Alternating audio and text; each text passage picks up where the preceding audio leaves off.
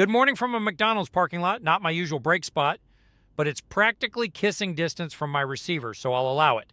No breakfast for this former exec.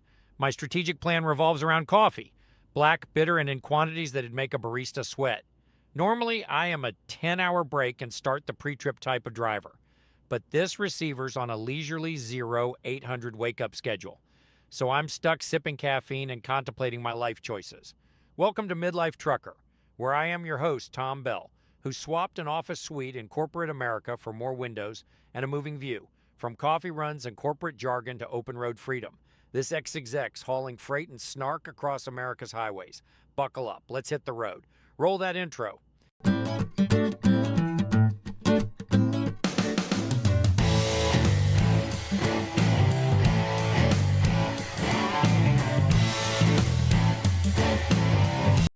Behold a receiver that's easier to find than a motivational poster in a cubicle farm. Decent docs, no drama, practically a unicorn in this business. On the way in, I passed a daycare, and when those kids pumped their arms, I gave the horn a tug. It's not just a rule, it's a legally binding contract with the universe. Sorry, teachers, I'm a hero to the preschool crowd. This delivery? One lonely pallet, so simple it could have been a PowerPoint slide. LTL work is usually a breeze. Drop and roll, no fuss, no muss. But yesterday, our star player, the contractor, decided to take a 3.5-hour lunch break, or maybe a siesta, or perhaps he's drafting his memoirs in a coffee shop. Who knows? I was parked, twiddling my thumbs, while this guy's living his best life somewhere else. Back in my exec days, I'd have called that a failure to execute deliverables. That is next-level schedule sabotage. 3.5 hours. I could have restructured a department or at least caught up on my coffee quota. My plans? Shredded like a bad quarterly report. Not today. I'm in and out. That's a great start on the day.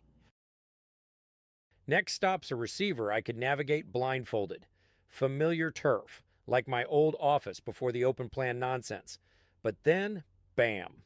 Road closed and detour signs loom like a pop quiz from hell. My heart does a double take, and not the team-building retreat kind, more like Q4 budget cut panic. Detours are the devil's work, ready to torch your schedule faster than a rookie intern with an expense report. Lucky for me, the closure's just past the driveway. I slide in smoother than I used to dodge those endless conference calls. Crisis averted, but my blood pressure's still filing a formal complaint. In this game, detours don't just mess with your route, they crater your entire operational strategy. Speaking of detours, has anyone noticed that Indiana seems to have got a huge discount on detour signs and really wants to use them? I think every state highway has at least 2 or 3 detours right now. Time to remove the blocks from the electric pallet jacks. My trusty crowbar's putting in more work than half the employees I used to manage. This is my morning cardio. Forget Peloton, I'm sculpting these guns with pure, unfiltered dock worker hustle. Sweeping the trailer floor because nails and wood chunks aren't part of my brand. Call it my Zen moment. Or, just me avoiding a lawsuit. Either way, I'm basically the Marie Kondo of freight. This stop's a twofer, drop off and pickup. Loaded forklifts and gear, secured tighter than a CEO's golden parachute. I use an electric nail gun for securing the blocks, much easier than a hammer. That last delivery? Stashed by the rear door for easy access. Efficiency, baby. It's like I'm running a logistics TED Talk out here. Cat scale time. Waiting in line like I'm queuing for a shareholder meeting. The wait checks out because I'm either a wizard at load distribution or get real lucky. A lot. Take that physics. The weight doesn't have to be balanced between the tandems and drives. It just needs to be legal.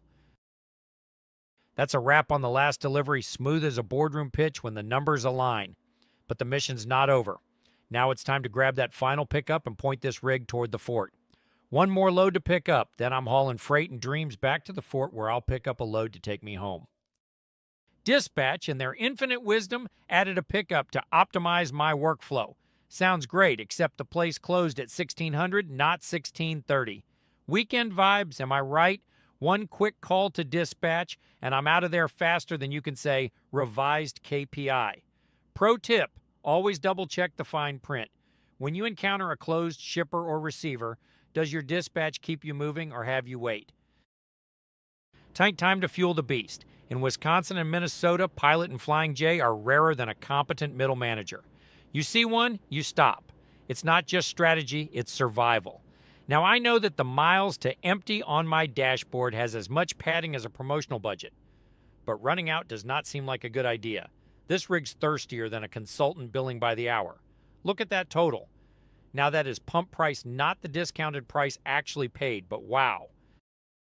Chicago at night, less of a madhouse than daytime, but don't let it fool you. It's still a circus with better lighting.